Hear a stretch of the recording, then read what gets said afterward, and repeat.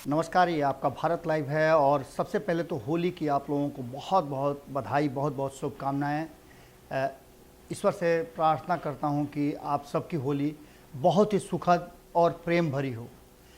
आइए खबरों के सिलसिले में एक खबर जो आपके सामने लेकर के आए हैं, उस खबर में कहीं ना कहीं भारतीय जनता पार्टी और नीतीश कुमार के बीच में जो तल्खियाँ हैं, उन तल्खियों को देखते हुए भारतीय जनता पार्टी ने अपना जो रास्ता तय किया है, उस रास्ते में एक बात तय नज़र आ रही है कि कहीं ना कहीं भारतीय जनता पार्टी नीतीश कुमार को लेकर के काफ़ी संशय में है और संतुष्ट नहीं है। और इसके साथ ही भारतीय जनता पार्टी सीधी तौर पे अपनी तैयारियां कर रही है।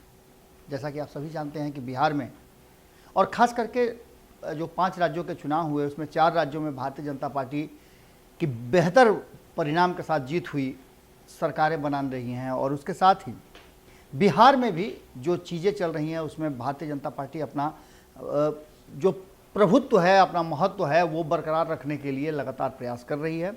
और इस प्रयास में नीतीश कुमार का जो एंगल है, उस एंगल से काफ़ी परेशान भी लग रही है। जैसा कि आप सभी जानते हैं कि स्थानीय निकाय के कोटे से 24 सीटों के एमएलसी के चुनाव होने हैं और इन एमएलसी के चुनाव को लेकर के बिहार में सरगर्मी बढ़ गई है। बढ़ी हुई सरगर्मी में जहां एक तरफ जो फॉर्मूला तय हुआ था, वो आपको पता ही है कि 11 सीटें नीतीश कुमार को देकर के पहली बार भारतीय जनता पार्टी ने नीतीश कुमार से लीड लिया था। अब तक ऐसा कभी नहीं हुआ था। अब इस बात को लेकर के जिस तरह से मुकेश सहनी भारतीय जनता पार्टी के विरुद्ध अपने उम्मीदवार खड़ा कर रहे हैं, उसको लेकर के कई तरह की बातें चल रही हैं। कहा भीतर खाने में जा रहा है कि सब सोची समझी और प्लान वे में नीतीश कुमार की साजिश है। इसको देखते हुए कहीं ना कहीं भारतीय जनता पार्टी ने एक प्लान बनाया है और प्लान ये बनाया है कि हर हाल में जो 12 सीटें भारतीय जनता पार्टी की एमएलसी चुनाव में ली गई हैं, उन सभी 12 उम्मीदवारों को जिताने के लिए हर संभव प्रयास किया जाए। भीतरघात न हो, इसके लिए एक अलग से पूरी तैयारी की गई है, कमेटी भी बनाई गई है। आपको बता दें कि बिहार भाजपा के अध्यक्ष संजय जायसवाल ने जिस तरह से स्थानीय निकाय प्राधिकरण के कोटे के विधान परिषद क्षेत्र के होने वाले चुनाव को लेकर के प्रभारियों की एक सूची बनाई है। इस सूची में 12 प्रभारियों को बनाया गया है और इन पर पूरी जिम्मेवारी है चुनाव जिताने की।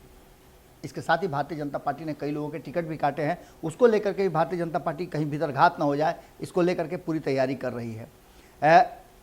पूर्वी चंपारण के लिए राजेश कुमार उर्फ बबलू गुप्ता को बनाया गया है और इन सब लोगों के नंबर भी दिए गए हैं। इसके साथ ही ये प्रत्याशी हैं और प्रत्याशी को जिताने की जिम्मेवारी दी गई है चुनाव प्रभारी जिनका नाम है शैलेंद्र मिश्रा। इनका भी मोबाइल नंबर दिया हुआ है और लगातार ये वहाँ जनसंपर्क में रहेंगे और पूरी तरह से जीत के लिए प्रयास करेंगे। वहीं गोपालगंज की बात करें तो वहाँ उम्मीदवार हैं राजीव कुमार, और राजीव कुमार के लिए यानी कि उस क्षेत्र में गोपालगंज के लिए जो चुनाव प्रभारी बनाए गए हैं, उन्हें ओम प्रकाश यादव को बनाया गया। ओम प्रकाश यादव को आप जानते ही हैं। इसके साथ ही बता दें सिवान के लिए मनोज कुमार उम्मीदवार हैं और मिथिलेश तिवारी को भी आप जानते हैं। गोपालगंज के जो बैकुंठपुर है, वहाँ से इस बार चुनाव हार गए थे, लेकिन अभी भी लड़ाई उनकी जारी है, उन्हें बनाया गया है। और जैसा कि आप जानते भी हैं कि सिवान में टुन्ना पांडे को मनाना, जो कि टुन्ना पांडे हाल फिलहाल में विद्रोह किए थे, मिथिलेश तिवारी जो कि सवर्ण समाज से, ब्राह्मण समाज से आते हैं, उनको वहाँ खड़ा किया गया है, जिससे कि बहुत ज़्यादा मुश्किल में नहीं रहे भारतीय जनता पार्टी और उसे मिले। वहीं अगर बात करें सारण की, तो सारण में धर्मेंद्र कुमार सिंह उम्मीदवार हैं और यहाँ सबसे ज़्यादा टक्कर होगा, क्योंकि भारतीय जनता पार्टी के बागी सच्चिदानंद राय यहाँ से चुनाव मैदान में हैं और सच्चिदानंद राय को लेकर के कहीं ना कहीं पेशो पेश में है भारतीय जनता पार्टी। यहाँ राधा मोहन शर्मा को प्रभारी बनाया गया है। वहीं समस्तीपुर में डॉक्टर तरुण कुमार हैं जो कि उम्मीदवार हैं और सुशील चौधरी को बनाया गया है यहाँ प्रभारी। बात दरभंगा की करें तो सुनील चौधरी यहाँ से चुनाव लड़ रहे हैं और देवेश कुमार को यहाँ बनाया गया है प्रभारी।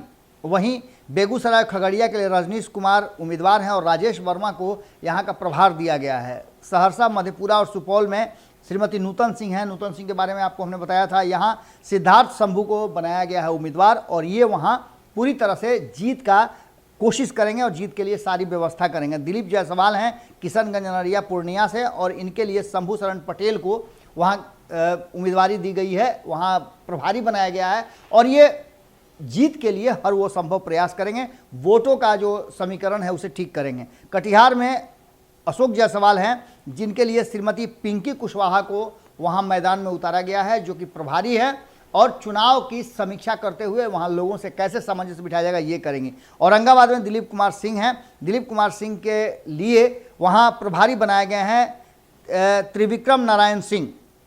उसके बाद आपको बता दें कि रोहतास कैमूर के लिए संतोष सिंह उम्मीदवार हैं और प्रमोद चंद्रवंशी को संजय जायसवाल ने वहां का प्रभारी नियुक्त किया है। अब इन सारी बातों को देख करके कहीं ना कहीं नीतीश कुमार कहीं 2020 की तरह चिराग पासवान वाला गेम करने में सफल ना हो जाएं, जिससे कि भारतीय जनता पार्टी को मुश्किलों का सामना करना पड़े।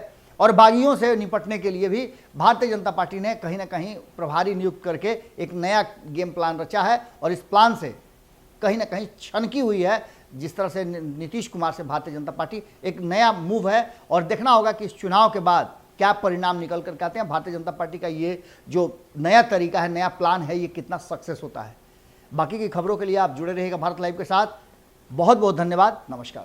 अगर ये वीडियो पसंद आई और वह बिहार के राजनीति और बिहारियत से सरोकार रखेनी तो सब्सक्राइब बटन दबा के चैनल के सब्सक्राइब कर ली। ओजे एगो घंटी बा, ओकरा बटन दबा देला से कुल सटीक और मारक खबर रुआ मुफ्त में मिल जाई। अगर रुआ पत्रकारिता के हमनी के नया प्रयोग में सहयोग कर चाहतानी तो ज्वाइन बटन दबा दी।